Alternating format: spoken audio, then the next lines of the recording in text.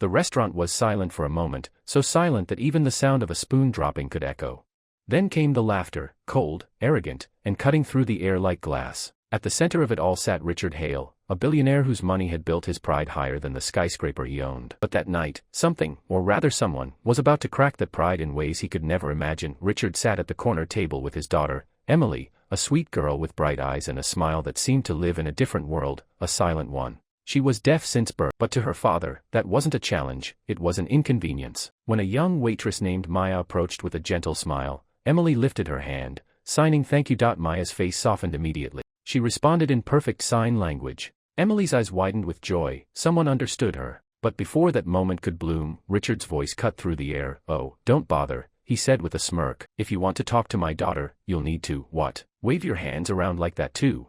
He chuckled, sipping his wine as if mocking kindness was a fine art. Maya froze. The restaurant went quiet again. Every table turned toward them, unsure what to do. But Maya didn't shrink, she took a step closer. Her voice was calm but firm, filled with something deeper than anger. Sir, she said, looking straight into his eyes, your daughter hears more love in silence than you ever will in all your noise. For a second, Richard blinked, unsure how to respond. Maya knelt down and signed to Emily again, asking if she wanted more juice. Emily giggled, a soundless giggle, pure and beautiful. Maya smiled, then stood up, her eyes still locked on Richard. You see, Mr. Hale, she whispered, real communication doesn't need money, it needs heart. Richard's smirk faded.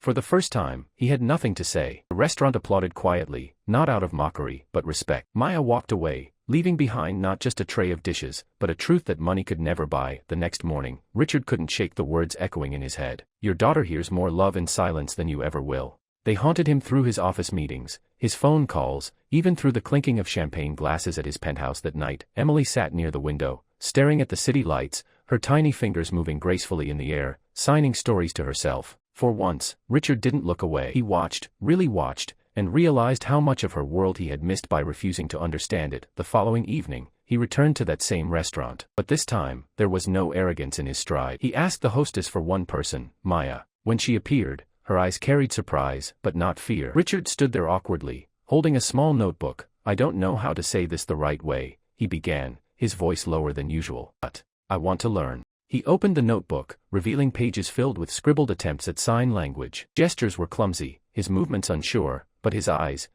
carried sincerity. Maya smiled faintly. It's never too late to listen, she said softly. She took his hands and slowly corrected his signs, one by one. Days passed. Richard showed up again and again, sometimes with Emily, sometimes alone, always trying. The staff noticed how the men who once ordered others around now waited patiently to understand.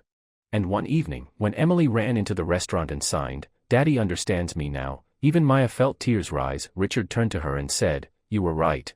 My daughter didn't need to hear my voice, she just needed to feel my heart. For the first time, the arrogant billionaire smiled, not with pride, but with gratitude. As Emily hugged him tightly, Maya realized something beautiful. Sometimes, it takes silence to teach the loudest lessons.